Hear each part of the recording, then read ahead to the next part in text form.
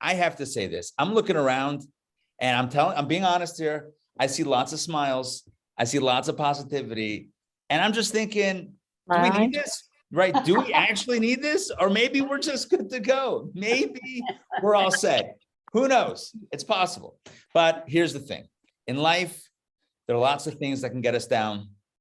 Internal stuff, the stuff that's like inside, our feelings, our thoughts, physical things that happen, spiritual things that happen. And then, of course, there's the outside stuff, the outside stimuli that could potentially get us down.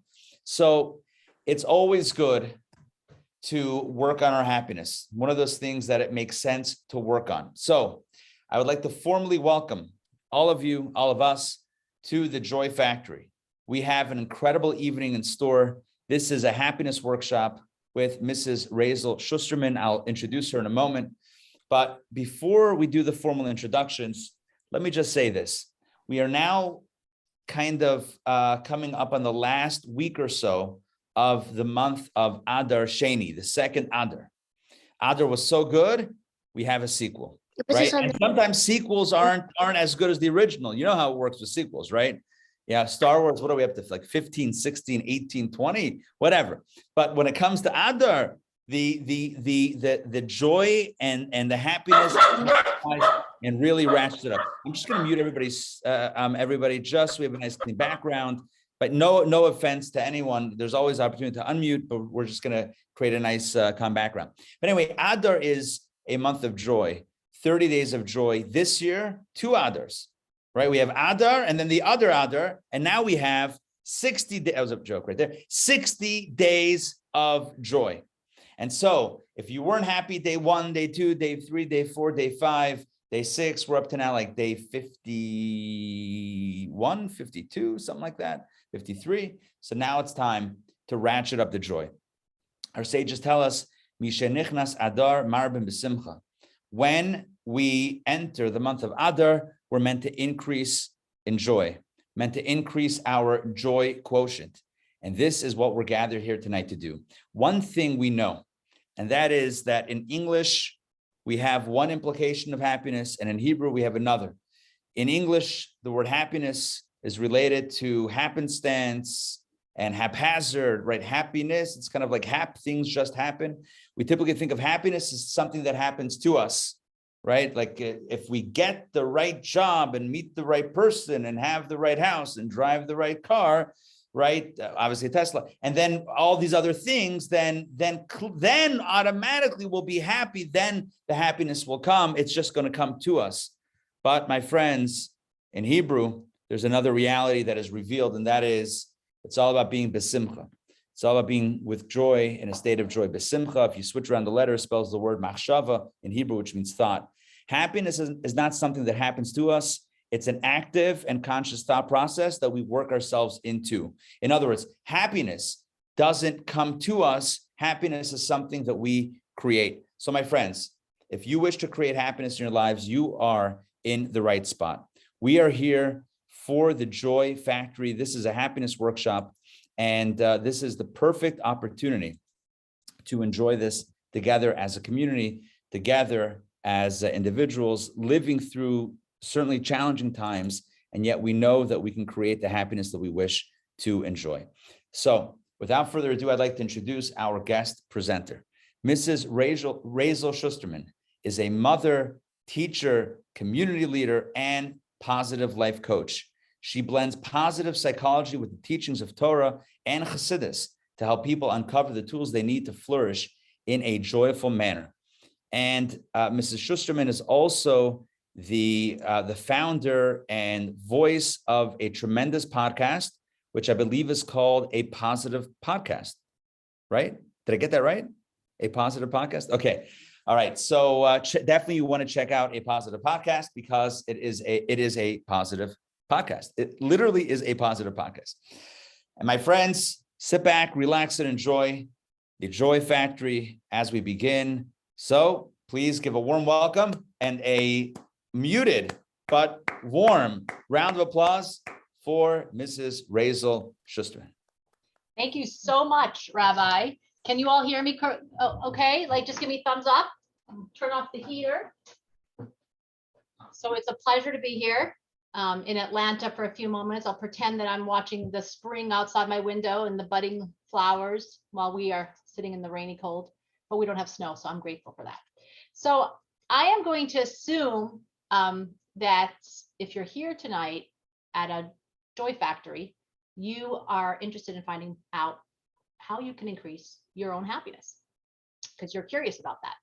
And I would bet that many of you that are on tonight are probably naturally happy people. We'll talk about that later because those of us that are learning and want to grow in our happiness are the people that are most happy. And the rabbi started off with giving away one of the main parts of my talk, which is awesome. I love when that happens, is that I don't call it the happiness workshop. I call it the Joy Factory. There's a reason for that. Because like the rabbi said, happiness comes from the root of the word happenstance. And it makes it seem as happiness is just, it happens to you when we know that's not true. Happiness actually is an inside job. It's something that we have to create. And if I were to ask anybody, what do you want to be? I just want to be happy. What do you want for your kids? I just want them to be happy. I just want them to be happy. And well, why? Why do you want to be happy? I don't know. I just want to be happy. It's almost like we don't know why, but we know that we want to be happiness. We want to be happy. We want to have happiness. And happiness has kind of become a goal unto itself. It's like we're all searching for it. We want it, but we don't really know that there's actually something deeper here. And the Jewish approach to this actually is that it's not that happiness is the end goal, but actually happiness is the prize after we do the work. So what do you mean? So what's the actual goal? What is the real thing that we're searching for? We want to be happy? Yes, but we want something deeper. And Yiddishkeit and Torah teaches us that when we serve Hashem and we serve God and we live our most purposeful and meaningful, useful life, that's our real true goal. And I want to begin with that because that's a really important part to start off with. So what's the tool that we use to live a more meaningful, purposeful life? No, that's joy. And joy is the tool that we use because we know it says in the Torah, Ibdu es Hashem b'simcha, serve God with joy. We can do everything without joy or we could do it joyfully. We know that with anything we do, if we do it with joy, it gets done better. It's just a way better way of doing it. If you're doing something with happiness, you get through it easier. You can really kind of experience it in a whole different level. So with that, I'm going to welcome you all to the Joy Factory. And I'm going to share my screen with you all so you could just see here and there some of the things that I have together for all of you. Hold on one second. Let's open up the screen. Can you all see my screen? Yes? Thumbs up? Okay. Yeah. Okay. So the rabbi said, just a little bit about myself and an understanding of where and how I came to be a positive psychology practitioner. I don't know if that's coming up as well, but I'm a mom of 7 children. First of all, that's my first passion in life. And I would say that takes up most of my time as well. And I have come to learn about positive psychology in my own experience, in my own life, through my life's challenges, my life experiences. And I want to share some of that wisdom that I've learned with all of you tonight. So I want to start off by telling you the first thing. The most important thing that you need to know is actually that it's the job of marketers to actually, and influencers that we see on Instagram and social media, to actually tell us that we're unhappy, to let us know that everything that we have is not enough. We need more. And I'm sure you've all heard of the hedonic treadmill, where we just kind of keep going, we want more, and we want more, and we want more. And we think when we have that house, we'll be happy. And we think when we have this 3-car garage, then we'll be happy. If we have the Tesla, we'll be happy. And then we get there and we realize we're not really any happier than we were before. But the truth is, the more aligned we are with our essence, that's where the magic happens. That's where we can be more joyful. And so I'm going to share with you just a little bit of how I came to this story. So I don't know, anybody here heard of Dr. Sarno? This is a picture of him right here in the background. So Dr. Sarno, yes. Okay. So about 4 years ago, I experienced debilitating back pain that I couldn't sit, I couldn't drive my car, I couldn't do anything. And it was really, really difficult. I'm a young mom. I have children. I travel about an hour and 20 minutes a day in the car with my kids. I couldn't afford not to be able to sit. I was just too young.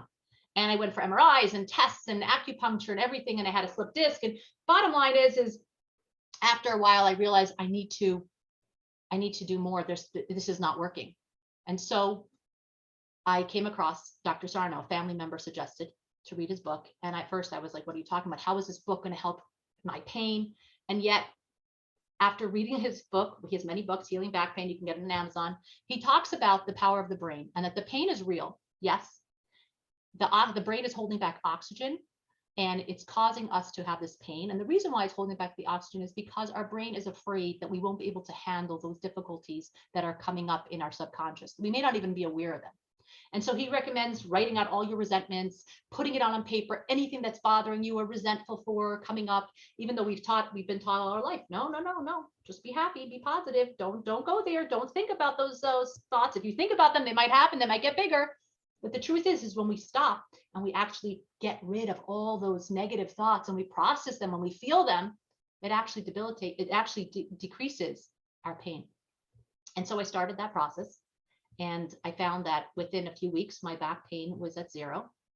And I was so blown away by that. I said to myself, if I can control my own pain, what else can this brain do? I need to learn more about my brain. I want to understand how the brain works. And that's when I started to take a positive psychology courses for 9 months and really study how the brain works. And it's interesting, this week, actually, this Sunday morning, I woke up and my back was actually hurting me really bad. I couldn't sit. And I right away went to, okay, what do I got to do? Got out my notebook and I started writing. But this is not a Dr. Sarno back pain course. This is more about joy. So don't worry, I'm going to get to the real happiness stuff. But I just wanted to explain to you how it came to be and how it came to be that I actually started learning positive psychology. So is everyone with me? I just want to make sure that I haven't lost anybody. Okay, good. All right. So where am I? All right. Like I said before, and the marketers are trying to convince us that we are not happy. They want to tell us that real joy is if you get that product that they're selling you. They actually did a study. It's really fascinating. How do Americans fall out on happiness compared to other countries? And I'm not sure exactly what year this study was done, but it's sad to say that we're pretty low on the happiness level. Although we're the most prosperous of all nations, we're not very happy. We're free, but are we really free? We're continuously being told by our marketers and our Instagram followers and influencers that you can't buy happiness, but you can drink it. And Dunkin' Donuts promotes a breakfast sandwich that's the happiest sandwich on earth, right? If you have that cup of coffee from Starbucks, that's real happiness right there. And it's constantly being told us that, like, even this marketing guru, his name was Earl Puckett, he himself said that our job is to make men and women unhappy with what they have. If you make them unhappy with what they have, then you're selling your product. And that's really, since we're little, since we're young, we've been constantly being told the same message. We're being told the same message. So the question is how can we tap into that joy? How can we increase our own happiness in our lives? So I want to start off with a story. It's a great story that I heard about from a great rabbi. His name was Mendel Futterfass. And he lived in Stalin's Soviet Union, and he suffered at the hands of the Russians, and he was sent to exile in the Gulag. The Gulag was a slave labor prison. He was there for 10 years. The fact that he survived was miraculous, but he had such incredible stories happen to him. And when he was released after 10 years, he shared many stories about his experience in this Gulag. And these stories had inspired him, and he would share with others to inspire them. So he shared this one story that I found to be extremely fascinating. In the Gulag, it was forbidden to play cards. If you were caught playing cards, you would be sent to solitary confinement for up to 2 weeks. And he was in the barracks with all types of people, many, many different types. And every night he would notice that the inmates in his barracks would take out cards and they'd start playing these cards. And he was blown away by they would just do it. They weren't scared. They would take them out. And all of a sudden they'd make some noise from the card game, and all of a sudden there'd be a bang on the door, and the warden would come in, or the guards would come in and say, "What's going on here? It sounds like you're playing cards." And of course they would say, "No, we don't have any cards." And he would start looking. The guard would look in their pockets and under the mattress, under everywhere that they could, and there were no cards to be found. And he would leave. And again, a few minutes later, the cards came out again. They're playing and playing and playing. And this would repeat over and over again the same night. The next day, Reb Mendel went over to the leader of this group, and his name was Gregory. And he said, "Gregory, I don't understand. Every night you pull out these cards, the guard's looking for them. What's your secret?" Now, Gregory, he knew that Reb Mendel was a God-fearing person, and he trusted him. He said, "You know what? I trust you." And he said, "Let me tell you our secret." He said, "We have in our barrack the top pickpocketer of all Russia. And his job is that the second the guard walks in, he places the cards in his pocket. And the guard never thinks to look in his own pocket. What does he do instead? He looks in everyone else's pockets. He looks under the mattresses. And then as he's about to leave, he again pickpockets the guard and he places the cards back in, and we continue our game. And this goes on and on because the guard never thinks to look inside his pocket. When Mendel shared this story years later, he said, I learned so much about how to live your life from this little story. We spend so much of our life looking for everything, not just happiness, in other people's pockets. We convince ourselves, over there, I will learn how to be the best parent. From her, she'll teach me how to be a more calm parent. This person, they'll teach me how to, be the best chef. This person will teach me, I'll find peace from this person. This person will teach me happiness. When in truth, true answers lie within ourselves. Everything we need, we have within ourselves. That doesn't mean we shouldn't educate ourselves and study and learn, but we need to know that the answers are very specific to who we are. What works for one person may not work for me. I can learn from that person's experience, but I have to make it my own. I need to find things in my own pocket. And it's such a great story in so many levels, specifically with happiness, because happiness is something we have to find within ourselves. We can't say that we're going to find it in somebody else's pocket. And, as we're about to enter Passover soon, where we're going to be experiencing, the Bedikas Chametz, where we search for Chametz, right? We look all around our house for the 10 pieces of bread that we hid. And you know what? Sometimes Chametz, what does Chametz represent? It represents arrogance, right? It's like, bread that's fully blown up compared to matzah, which is nice and thin. And the idea is that we need to look within ourselves, within our own pockets, and see where we need to fix ourselves.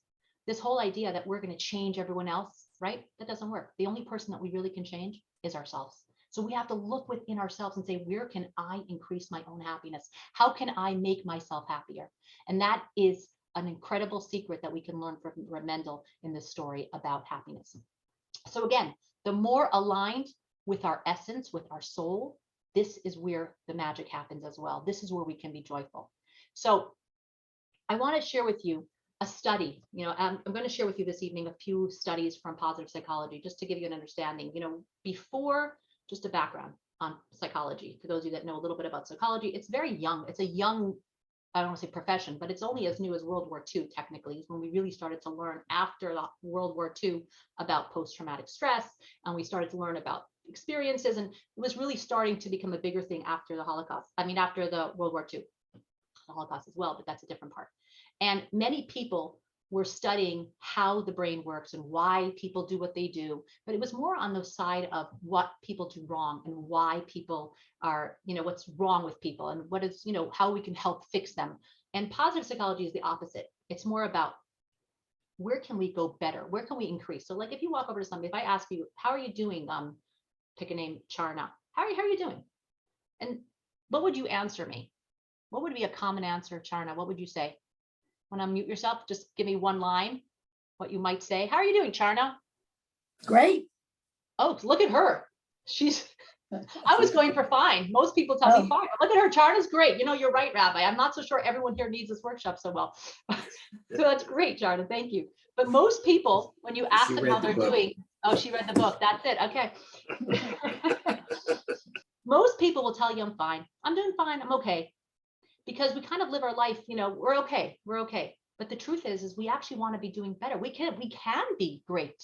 We can be experiencing life in this true, fulfilled, vital way by saying, I'm actually doing great. It can't be great all the time. That wouldn't be possible in life. But fine is not where we want to be. And so I'm sure many of you have heard of Viktor Frankl. Viktor Frankl was a Holocaust survivor who started to come up with a theory called logotherapy. He actually had many of these theories studied before he was incarcerated in Auschwitz. But being in Auschwitz, he saw many things, obviously, and he learned and he saw that people that had a purpose and had a why were able to survive. Those that really had a reason to survive were able to get through anything. He even said that, at one point, someone in his camp he noticed was, I'm not sure if it was Dr. Frankl who said this or Dr. Eger, but they shared the story about somebody who had a dream that they would be the Holocaust, all this would end on New Year's. They'd be, able to get out of Auschwitz. And New Year's came and went, and it didn't happen. And that person dropped dead the next day. Until that moment, they had hope. They had something to hold on to. The moment they didn't have that anymore, they couldn't continue. And the idea here is that he was noticing is that when people have a purpose and have hope and have a why, they can get through almost anything in their life.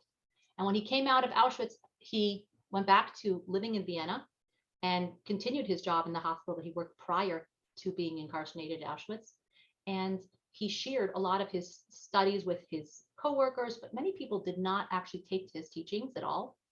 There's an actually fascinating story about the Lubavitcher Rebbe with Viktor Frankl, where he actually believed in him and told him to not give up, and told him to keep doing his work, and which he did. And eventually he was noticed for his work. And positive psychology actually comes off of is one of the things that came out of logotherapy. So it began with Viktor Frankl and people before that as well. But the main idea is that it's what is right, what is going right in your life.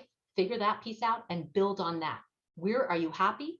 Find it and build on that. And that is the idea, the basic idea of positive psychology. I want to share with you another concept from Chassidus and Kabbalah as well.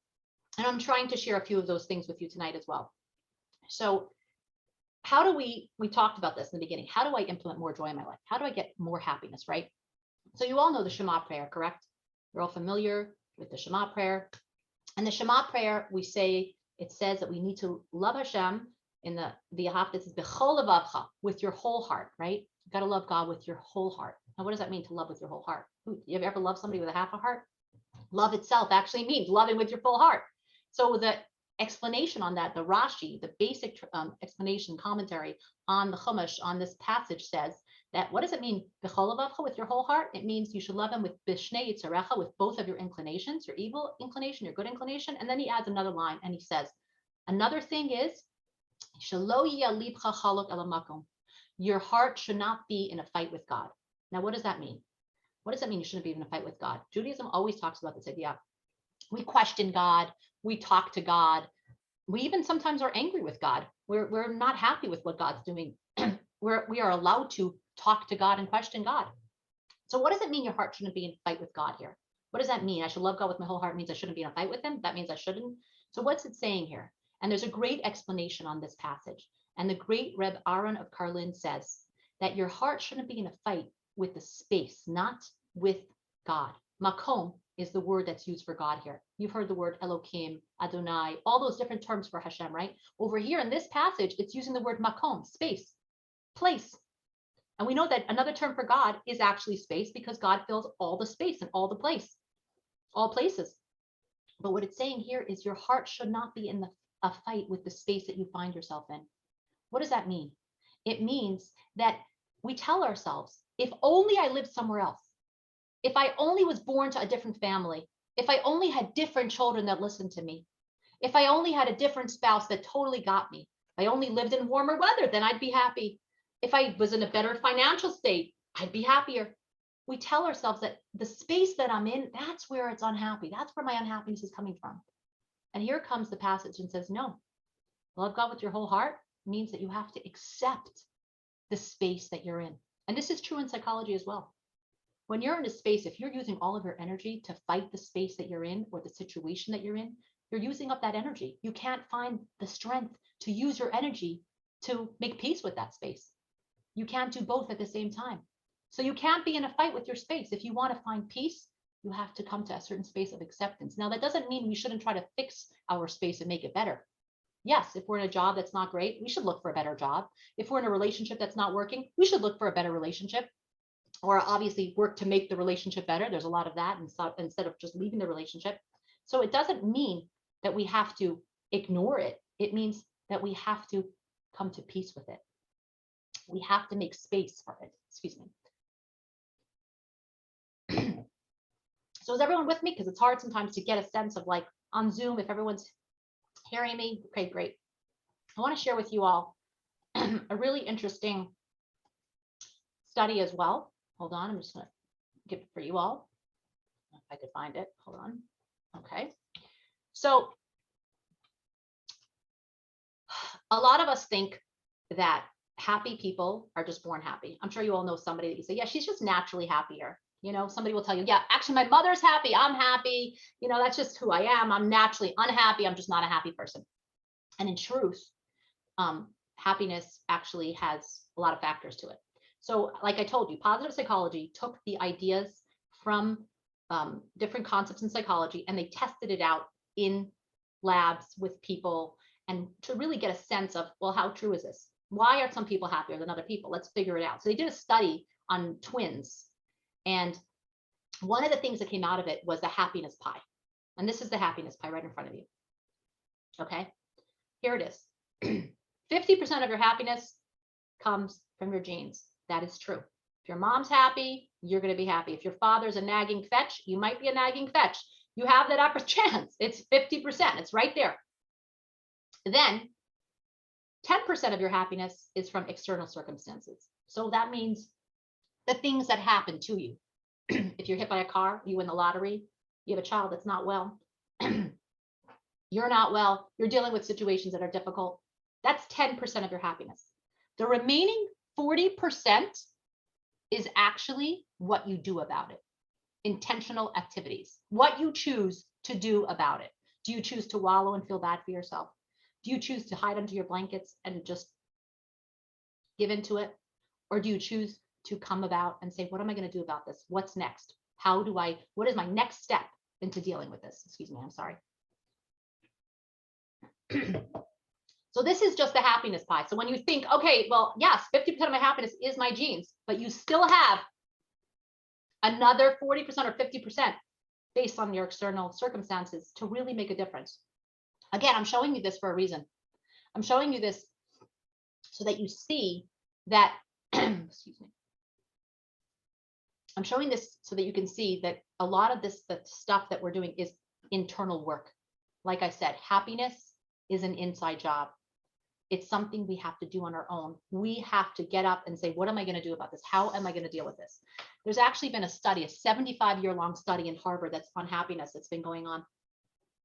And they found that loneliness is actually one of the main causes of unhappiness for people.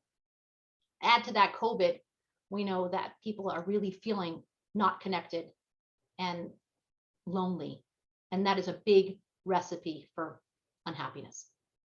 And one of the things they found in the study actually is that loneliness is like smoking 15 cigarettes a day. That's how they impact on your body.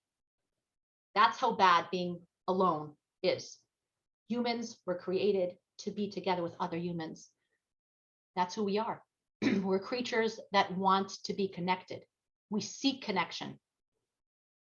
And that is one of the biggest parts that feel like, we feel unhappy, so we feel sad. So I just want to be alone. But when we realize, actually, that's not what we want. We actually want to be with somebody else. We want to be with people. We want to have that connection in our life. And that's why so many of us seek that. Even if we're introverts and we like our own space, we still want to be with others. And that's why it's so important to have relationships and connections with other people. So I want to share with you a really cool study that was done about happiness. So another tool for happiness is smiling, right? If you have a pen or a pencil, take it out and try this. Come on, let's go. Everyone, open your screens. I forgot to tell you, you got to open your screens, guys, if you want to be part of this workshop. There's so many great parts coming up that I need your involvement. Right, get that pencil in. Okay, Even the railway's doing it. It's hard to talk. Okay, but what do you notice? Your sides of your mouth are lifted up, and you can't help but feel that positive affect, that feeling. Do you feel it? Right? That's smiling. Jacob's feeling it. Okay, so smiling is actually a tool for happiness. Now, I want to tell you, this is an important piece. We're going to get into toxic positivity a little bit, but the idea is we're not faking it. We got to acknowledge our feelings, but at the same time, there are tools that we can do to increase our happiness. So again, smiling helps induce a positive feeling. They did a study. They took baseball cards from the 1950s. They put them in piles, in 3 piles, okay? One pile had baseball players that had no smile at all. Then they had a pile of baseball players that kind of had like a forced smile. And then the third pile was baseball players that had a real, genuine smile. Then they said, okay, let's see how long these people lived. And this is what they found out. The group that had no smile on average died at 72. The group that had a forced smile, like a fakish kind of smile, died at 75. And the group that had a genuine, real smile on average died at the age of 80. The idea here is we don't know who had cancer, who didn't get cancer, who chewed too much tobacco and didn't, than the other player. We don't know all those details. But the idea here is that smiling helps us to be happier. Just the actual putting a smile on our face and greeting somebody with a smile and ourselves in the mirror is very powerful and it's very helpful. Not only that, it helps you and boost your immune system. In 2003, they did a study. They took 304 people and they said, okay, let's see how happy these people are in their lives. And they divided them into groups of happy people, not so happy people. Then they gave them the rhinovirus, which is the common cold. And they said, let's see how they do with this. And what they noticed is that the happier people were twice as less likely to catch the cold. And those that caught the cold, actually, their symptoms went away quicker than the other people. So it actually correlates happiness with better immune system. We actually do better. So it's not only that we want happiness, like, why do we want to be happy? Why do we want to be happy? Well, because it feels good. It helps us. We live a better life. And again, like we said in the beginning, everything we do is just better when we do it with joy and happiness. Now, your brain is wired to want to be happy and to want to feel good, right? We all love dopamine and we love those feelings of, when we get a hit on our phone or a message, that feeling. But there are other ways to create those chemicals in our brain. And one of the big factors there is, I'm going to say it, exercise. We may not love it. Anybody here exercising? Yeah, good. Basic. It doesn't have to be intense. It doesn't have to be jogging. It doesn't have to be, major workouts. Even a walk, a 20-minute walk. And there's a really incredible thing. Tal Ben Shachar talks about the 5-minute rule. That when you're trying to get yourself to do something and you're having a hard time getting yourself out there to do it, try this. Tell your brain you're just doing it for 5 minutes. Just 5 minutes. I'm going to do this for 5 minutes. That's it. I'm going to get on the treadmill for 5 minutes. I'm going to go for a walk for 5 minutes. Usually what happens is your brain, once it does 5 minutes, is more likely to actually go and do it for longer. And if it doesn't want it, that means that exercise or activity is not for you. Because your brain usually will be like, oh, I did 5 minutes. I could do 5 more minutes. And usually you'll end up doing a lot more because your brain is able to see already, oh, I feel better. I feel a little good. This feels good. I'm going to continue. I like to be outside. Nature, all that really helps induce more positive feelings as well. So that's another important piece. A really important tool that I want to share with you all is the tool of gratitude. It is an incredible tool. Gratitude is a very specific, it is very much connected to Judaism. So many of our prayers have the word gratitude in it. Many of our, if you look in the prayers, we begin our day with it. Does anybody know the Moda Ani prayer? Right? We start our day, right? We begin our day by saying, Moda Ani lefanecha, grateful am I to God, right? That's the first thing we open our eyes. I'm grateful that I have another day. I have another opportunity. This is the first thing we start our day with. Because, two feelings can be true at the same time. We can feel on one side of our heart sadness, and at the same time on the other side of our heart feel joy. And when we're feeling gratitude, it's really hard when you're tapping into gratitude to also feel sadness at the same time.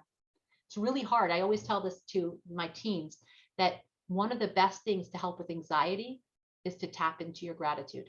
Because when you're busy feeling grateful for what you have, it's really hard to be anxious at the same time. It can happen, but it's harder for the brain to do that.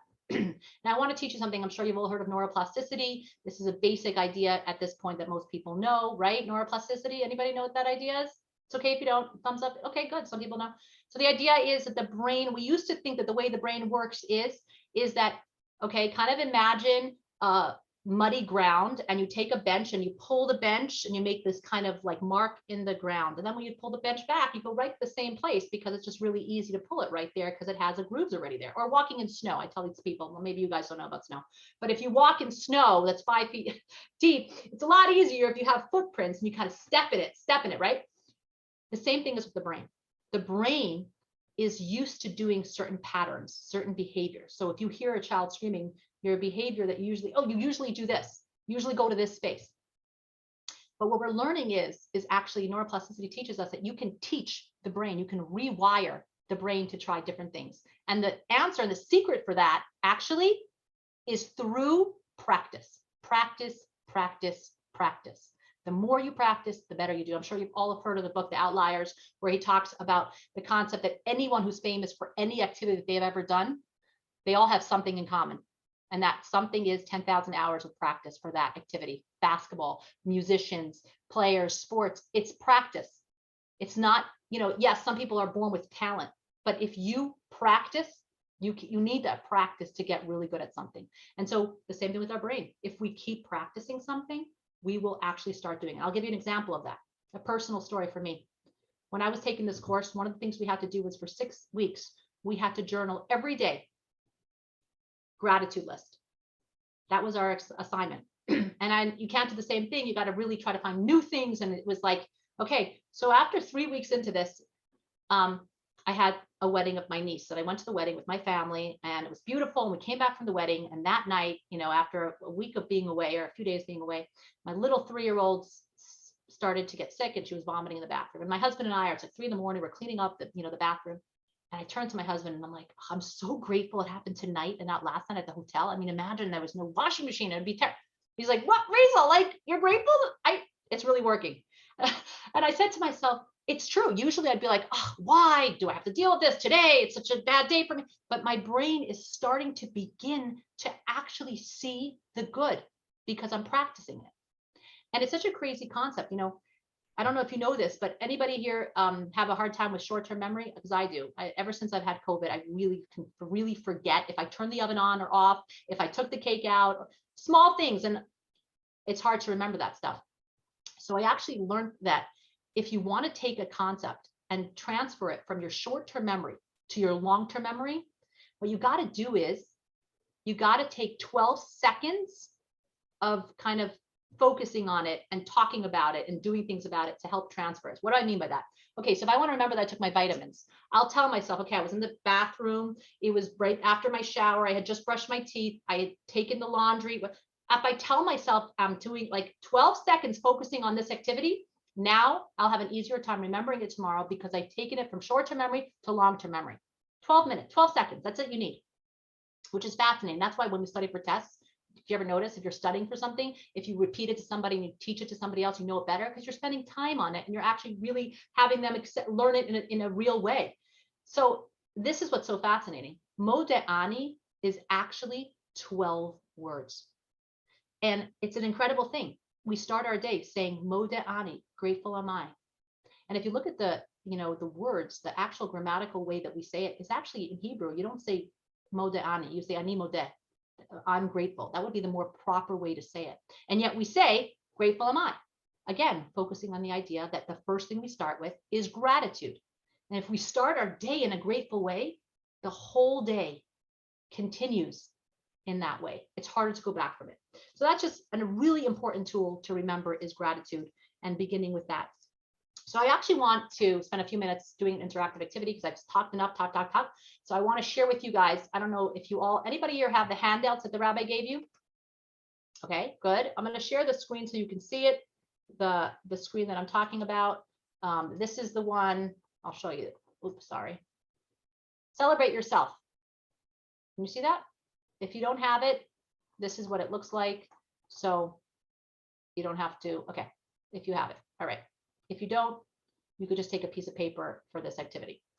So we've been told all our lives not to brag, not to celebrate ourselves, to keep ourselves, especially women, do not talk about your accomplishments. It's just really not okay. It's just not, it's not appropriate. And the truth is that when we take time to stop and think about the things that we've accomplished and really celebrate it, it creates in ourselves the ability to continue and do more, because we look back and say, wow, actually, I can do things. I can do hard things too. So what I want you to do is, I'm challenging you all. I'm challenging you all to write down as many, you don't have to write all 10, but as many things that you can that you're celebrating about yourself. Now, here's the catch. This is not about what you got your kids to do or your spouse to do or how you got to change somebody else. I'm talking about you, what you did that you're proud of. And nothing is too small and nothing is too big. So I want you to take a few minutes, focus on the things. And this could be the last month, the last year, over COVID, whatever it is that you're celebrating, that you've accomplished, that you've done, that you've gotten through. I see people writing. Awesome. Now, I'm going to encourage everyone that's on this group to open up their phone screens, because I'd love for you to share. It's very connecting when we're able to share with one another. Obviously, this is optional. You do not have to, but it's a great opportunity for us to connect with one another in a real, authentic way. So go for it. Write down all those thoughts.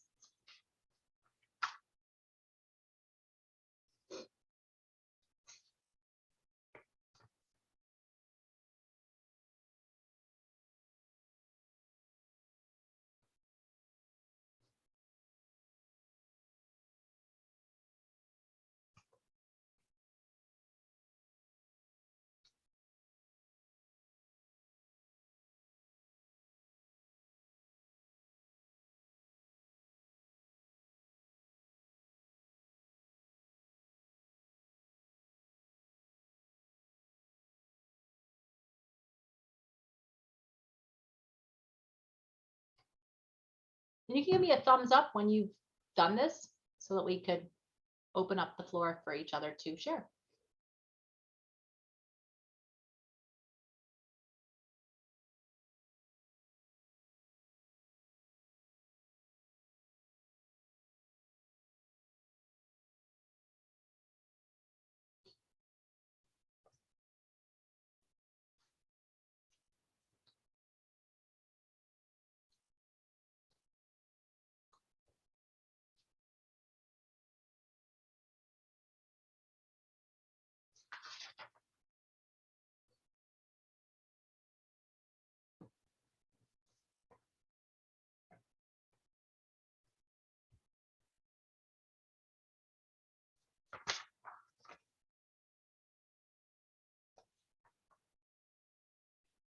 Okay. Thumbs up if you had a chance to really write this stuff down. If you're still writing, that's fine. Keep at it. But I'm going to ask if there are some people that would like to share with us what they're celebrating. You know, Brene Brown talks about this idea that vulnerability is the birthplace of connection. When we are vulnerable with each other, we really connect with one another. That's the truth. You want to really be close to somebody, you want to connect with somebody, stop trying to be perfect. Stop trying to present this perfect life. Just be you and share the true, real version of yourself. And that's where connection truly happens. And I want to get to know you all. So Charna or somebody on your screen raised their hand. So we're going to start with you. Go ahead, unmute yourself and share with us what you guys are celebrating. I'm starting a new job on Monday. That's a good one. So you're celebrating that you have a new job coming your way. I love it. Yeah. For you. And I celebrate having my job for 43 years. That is cool. That is incredible. Good for you, Charna. That's a long time. Ooh, I'm only 43 years old. That's amazing. Oh, go Charna. I love it. Thanks for sharing with us. Okay, Donna, you have your hand up. Go ahead. Yeah, well, I'm retired, so I've been trying to find things to do. So one of the things, I never thought I was all that creative, but I've learned to do glass fusion. So I'm making things out of glass, actually learning to cut it, and make designs and fuse it. I love So it. I go to a class for that, so I love that. So you're celebrating that you're learning new things, no matter what our age is. That's the beauty. That is where it doesn't, retired or not retired, working or not working. It's what we are willing to keep learning and relearning and growing. That's where, oh, beautiful. I see some glass fusions on somebody else's screen too. Beautiful. Thanks for sharing with us, Donna. Fred, you want to share us what you're celebrating? Oh, this is Donna's class. Good. Beautiful. Beautiful. Thank you. Thank you, Adele. She's asking you. I celebrate being comfortable in my own home. I love that. That is a huge one. Don't take that lightly, guys. Being comfortable in your own home. I love it. And that's really good timing with COVID and all. So, that's good. That's good, Fred. Thanks for sharing. Susan, I think I saw your hand up.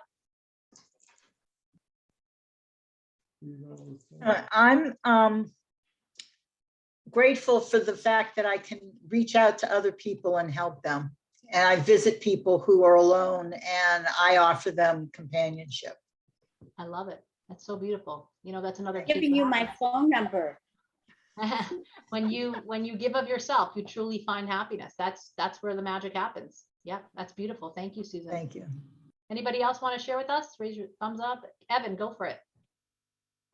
I'm actually have been training to become a coach myself, and it's been a really long couple of years facing a lot of self-doubt and fear and just kind of pushing my boundaries. And I finally made it and got my ICF certification last weekend, and I'm Ooh, positioned to open my business soon. So that is very exciting, Evan. Good for Yeah. you. Keep it going. That's excellent. And remember, fear is always, false evidence appearing real. That's what it stands for. And, we all of us have that. I remember reading about some Harvard, professor that said the first day at her job, she felt like an imposter. Imposter syndrome is real. And so you're in good company, but congratulations. Thanks for sharing. thank you. Anybody else want to share before we go on? I will. Okay, go ahead, Yaakov. Just connecting with helping a Ukrainian lady, kind of psychologically, but also helping her as her parents are trying to get out of Chernihiv. And then going to my brother's 60th birthday party, and we have not always been on good terms. And also wrapped his present in the Ukrainian colors. Making a Shiva minion last night.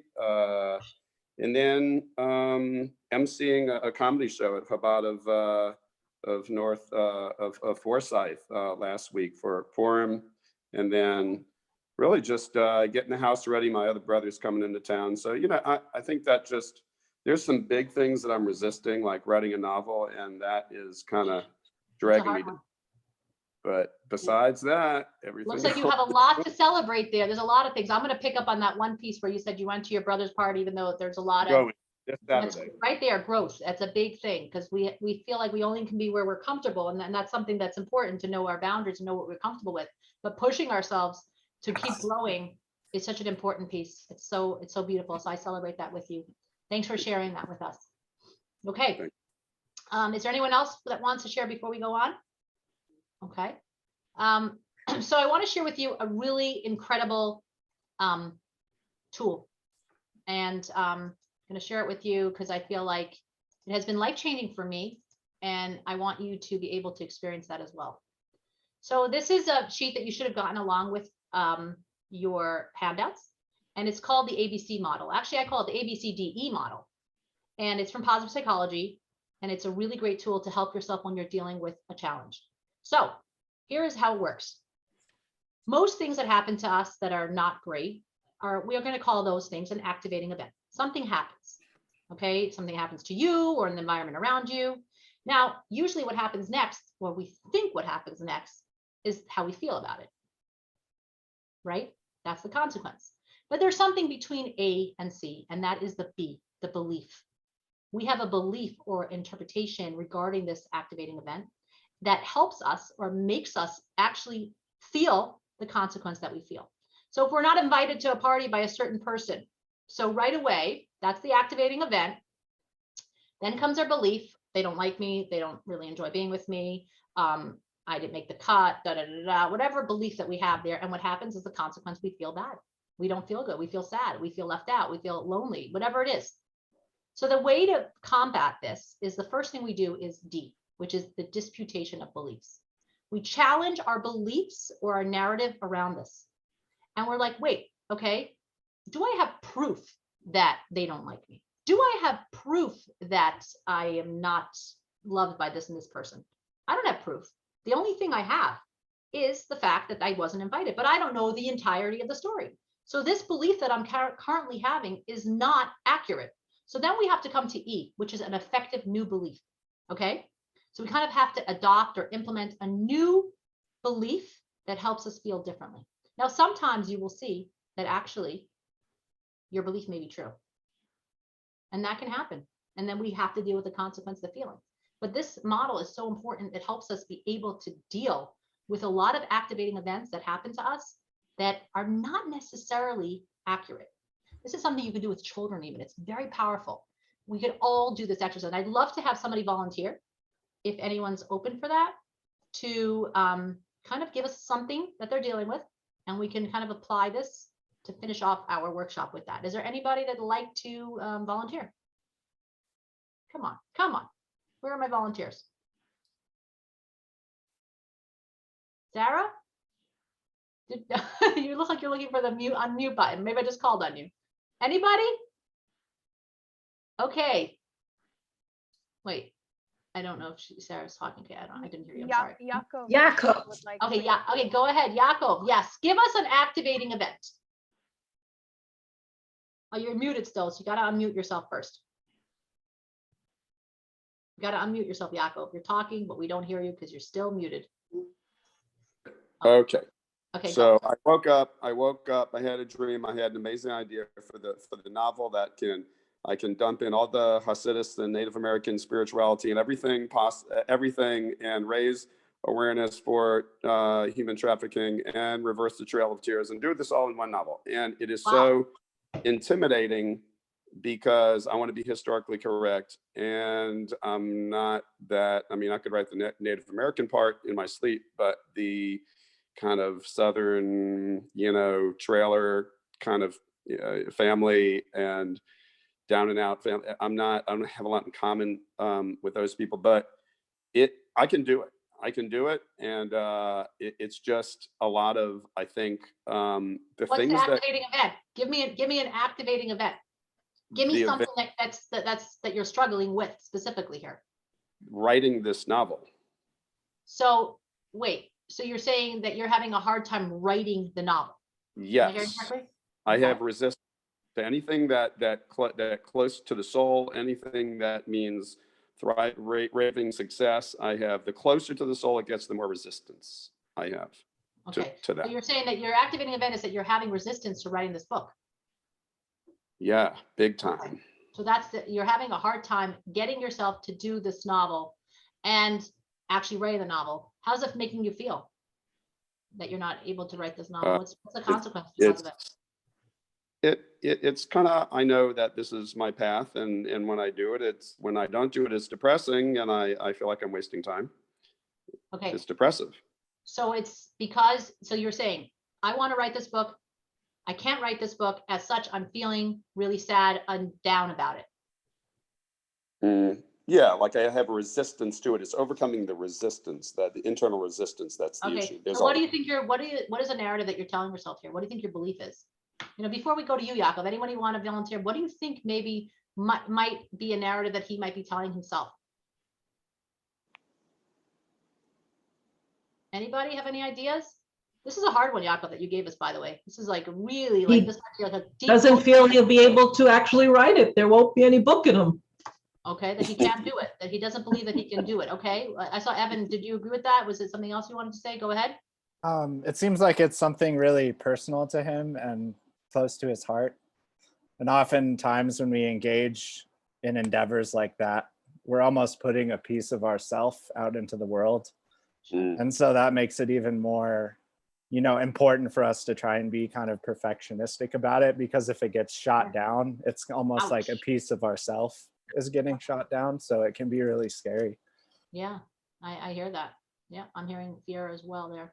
And also, like you said, putting a part of himself into it. So there's a belief, there's a narrative that he's telling himself there. And what do you think that might be, Yaakov? What do you think you're telling yourself? Yeah, I think because early on as an adolescent,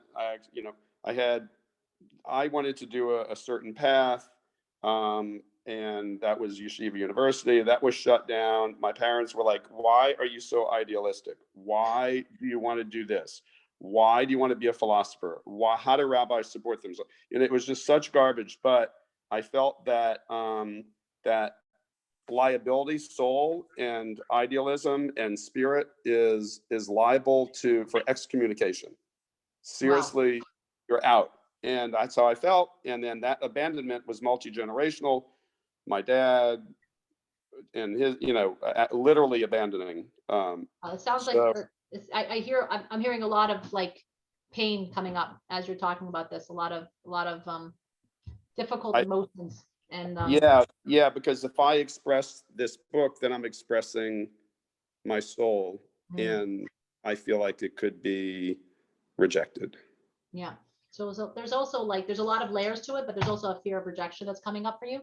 And again, we don't have time to really dig deeper into this, deep into it. But what I would tell you is to really try this disputing with evidence, like kind of coming up with evidence that you can, if I put my soul into this, will it actually be rejected? What would that look like? Kind of really going with that and trying to come up with an effective new belief that can be more serving you with regard to this book, that can help you kind of combat that. But it's a little deeper, and this is a big one, but I appreciate you sharing and being vulnerable and letting us know about that, Yaakov. And I hope that you do put out this book because it sounds fascinating as well. So thank you for that. But I just want to go back again. So this tool, ABCDE, is something you can apply for big things, small things, but it really helps you to be able to distill it down to what is my belief here? Because so many of our feelings that we're experiencing, our feelings are really signs. They're there to tell us something. They're there to remind us about something. And we shouldn't push them away. We should acknowledge them and see what the sign says on it, and then actually dispute it with evidence. And if it needs to be really acknowledged, then we got to deal with it. And if it's not, we got to put a new thought around it and kind of come at it from a better space and a better place. I want to share with you all this before we finish up, because we are coming to the end of our time together. But to truly be happy, we also have to be happy. Be happy when other people are happy with their other people's successes. And what do I mean by that? They did a study where they told people that everybody can have, everyone here can get $100,000. Okay, all these people that are participants today, all of you guys. Okay, I'm offering you an offer. Okay, you could all have $100,000. Okay, and everyone else gets $40,000. All the people that are not here today get 40. You get 100. Or you can each get $200,000, but all the people not here get $400,000. So they did a study with people, they offered them. Most people chose to get the less amount because everyone else got less than them. Because I'm as happy only if the person is a little bit less happy than me. And that's something we struggle with as well, that comparison game. We're so busy comparing our outsides with other people's outsides on Facebook and social media in life when we meet them in spaces, but we don't compare our insides with other people's insides. So it's not a fair comparison, and it's not a fair game. But the truth is, the more we celebrate other people's happinesses and other people's successes, that's when we really can actually experience true happiness and true joy. I want to finish off with you with one concept. They did a study. They took a fish-eating fish, and they put it in this huge tank. And then they put a glass partition, and on the other side, they put little fish. And every day, this fish would hit that glass wall over and over and over and try to eat these little fish. And then they took out the partition. Before they took out a partition, they noticed that the fish kind of after day of trying, kind of gave up and kind of like was sitting on the side of the tank. Didn't try to hit the glass partition anymore, kind of gave up. So he took out the partition to see what would happen. And the little fish were swimming all around the big fish. And the fish didn't do anything. He didn't even try to eat the little fish. This is what we call learned helplessness. This is an idea that we have.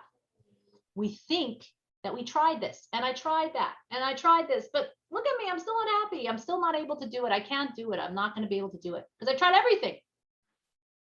But we're humans. We're not a fish. We have the ability to use our brain, to really tap into it, to really ask ourselves, well, what else have I not yet tried? Where else is there something else that can help me here? What else can I do that's going to be that success that's going to take me over the edge? So many people that are successful, we don't know their stories, but they failed many times before they actually were successful. You got to fail before you can succeed. This is something we don't teach our kids. We just say, just work hard, you'll do well. That's not necessarily true. You can work hard and work hard and work hard and still fail. You got to have a lot of failures. You got to experience pain and suffering. We need to have those parts so that we end up coming to growth, that we can end up growing. That's what happens with a seed. We plant it in the ground. We take a seed and it literally decomposes completely. It sheds its outer layer, and it's in mud and darkness. And then it becomes a bud. All these struggles that we have in our life, they are chances for us to learn from them and to grow from them. And we have to ask ourselves, what are we going to do about this? How am I going to deal with this? And the biggest question many people ask is why? Why is this happening to me? Why do I have to deal with this? Why? But that question doesn't serve us. Like Dr. Edith Eger says, pain is universal. It's just everyone is going to experience pain at some point in their life. Suffering is optional. Suffering, if you choose to suffer, that's a choice we make. And it's so easy to say, well, look, I'm dealing with this terrible thing. What do you want me to do? And it's true, it's very hard, but we can do it. And the question we need to be asking ourselves is not why, but what next? What do I do from here? Where do I go from here? And that's an important question. So if we want to be able to serve God with joy, because that's truly where happiness happens, we need to tap into joy. And how do we do that? There's so many different ways. And I hope tonight you've kind of gained a little bit of insight of how you can increase happiness in your life, how you can tap into those strengths that you have inside of you to kind of build on it and make it bigger and better. And if you have any questions, I'm going to just take some questions now before we finish off. So anyone has any questions? Yes, Donna? Yes, just a little clarification on that last exercise we did. So about the beliefs. So with your example of a party, so it's counteracting the initial belief would be, that the person inviting had no more room, right? Something like that. But yeah, but then you concluded, but with the caveat, sometimes our initial thought would have been correct. The person didn't want to invite. Yeah. So how do you deal with that? But then also, what if over time some of these exercises result in the beliefs actually being justified? So then, So I would say, so in that case, for example, first of all, that is true. There are times where we're going to experience being left out. I don't know about you, but even the most popular girl at high school will have her opportunity where she's going to experience rejection. It's going to happen to all of us. So the question is when it happens, what are we telling ourselves about it? Now, like you said, if in one case, if you see that your beliefs over and over again are actually accurate, then it's time for some self-reflection. That's why this actually is so important, to self-reflect and say, okay, so what am I putting out in the world that's bringing this energy to me? What am I doing? Am I barking up the wrong tree? Is this really my group that I should be working towards? Maybe these are not the people I should be hanging with. Maybe these are not the friends that I should be working towards. Whatever the belief is, but if there's a lot of proof for something, we need to dig deeper and say, okay, so what is this proof showing me? That's why the exercise is even more helpful, because it's not always going to show you, that's you. It's actually because they didn't have room for you. No, they didn't have room for you, and yet you didn't make the cut also. Sometimes we have to see that which we may not want to see. We're going to dig deeper into it. That's a great question. Thank you for asking that, Donna. So does anybody else have a question? Okay.